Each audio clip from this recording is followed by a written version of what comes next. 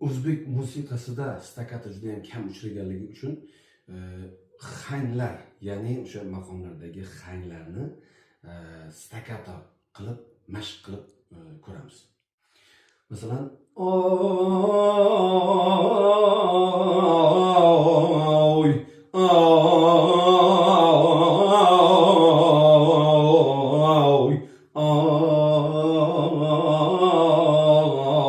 shunga o'xshagan. Misol uchun